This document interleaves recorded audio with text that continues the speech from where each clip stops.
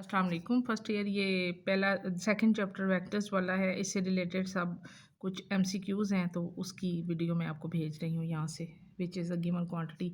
ये पूरे पेज की वीडियो जो है ये आप अच्छे तरीके से देख लें। ये यहाँ से लेके यहाँ तक आप इसको ज़रा देख लें, इसकी वीडियो। ये आज आपके मल्टीपल चॉइस एमसीक्यूज़ है, ठीक है। और ये एक्सरसाइज क्वेश्चन है। ये पहला क्वेश्चन आपका था, ये एक्सरसाइज क्वेश्चन 1। उसके बाद ये यूनिट वेक्टर का है, ये क्वेश्चन नंबर 2.1 है।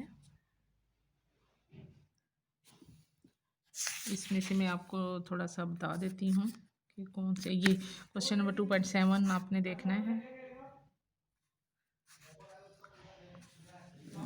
ये आपके छोटे छोटे शॉर्ट क्वेश्चंस हैं जो आपने रिलेटेड देखने। अब आप, मैं क्योंकि आपको पूरे चैप्टर के लिए आज से दे रही हूँ, इसलिए आप इसमें से जो आपके पास सिलेबस शॉर्ट दिया हुआ है आप उसमें से जो है वो आप ले लें, बाकी जो है वो आप छोड़ दें। लेकिन ये है कि मैं चैप्टर क्योंकि मैंने पूरा पढ़ाया, इसलिए मैं आपको सारे शॉर्ट क्वेश्चन पूरे दूँगी, ठीक है, जो पीछे दिए हुए हैं ये वाले, ठीक है।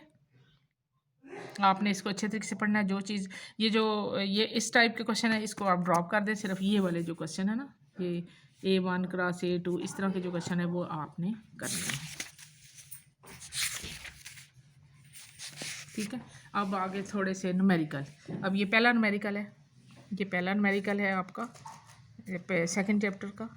उसके बाद ये न्यूमेरिकल है इस पेज पे, इस पेज न्यूमेरिकल सारे मैं आपको देती हूँ। ये आपने सारे देख लेने हैं और जो आपके सिलेबस में वो कर लेने हैं, क्योंकि मैं सिलेबस जो है वो उसको इतना नहीं कर रही, क्योंकि सिलेबस तो फिर तो 2-3 चीज़ें हैं, तो मुझे तो इस तरह नहीं, मैं सेट नहीं कर सकती। चलो जी, अस्सलाम वालेकुम। ये ना वो तो थे न्यूमेरिकल जो पिछला चैप्टर ख़त्म किया था। अब ये जो तीसरा chapter number 3 motion and force, इसका मैं थोड़ा सा ब्रीफली आपको बताती हूँ। इसमें हमारे पास दो चीज़ें आती हैं, एक हमारे पास आता है डिस्टेंस और एक होता है डिस्प्लेसमेंट। हमने पढ़ा है वेक्टर और स्केलर। स्केलर कौन सी क्वांटिटीज़ होती हैं जिनकी डायरेक्शन नहीं होती, और वेक्टर्स वो क्वांटिटीज़ होती हैं जिसकी डायरेक्शन होती है। इस वेक्टर और स्केलर की बेस पे डिस्टेंस और डिस्प्लेसमेंट है। डिस्टेंस क्या है, हम कहीं किसी शहर में जा रहे हैं तो हम कहते हैं जी वहाँ का डिस्टेंस जो है ना 500 किलोमीटर है।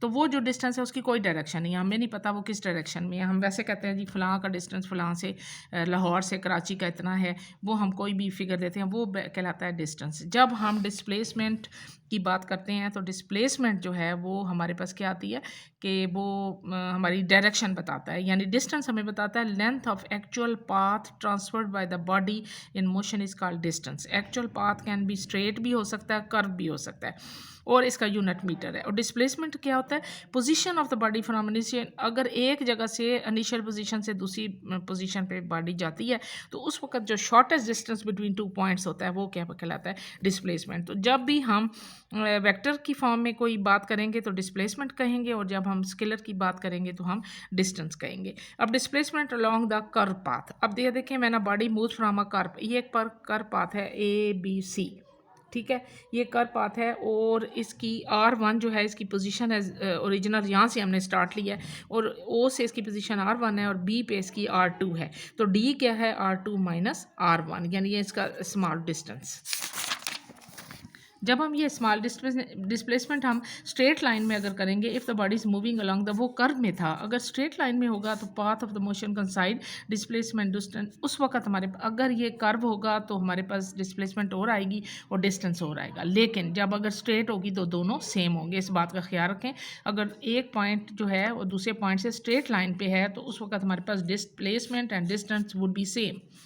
When an object is free falling, in this case displacement of the distance would be same। इसके लिए एग्जांपल क्या है कि free falling body, free falling क्या बॉडी, हमने ऊपर से कोई पत्थर फेंक दिया है या पैराशूट नीचे आ रहा है, तो उस सूरत में डिस्प्लेसमेंट और डिस्टेंस जो है वो सेम होगा।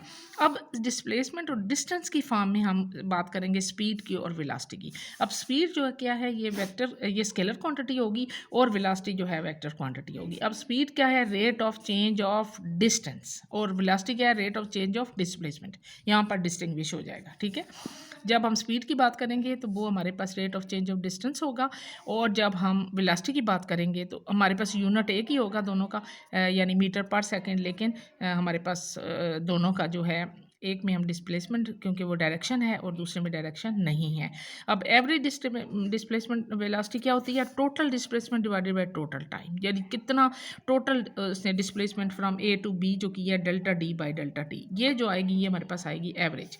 और इंस्टेंटेनियस क्या है कि हम किसी एक पर्टिकुलर इंस्टेंट पे हम उसकी वेलोसिटी नोट कर लेंगे तो वो हमारे पास इंस्टेंटेनियस वेलोसिटी आ जाएगी। ठीक है।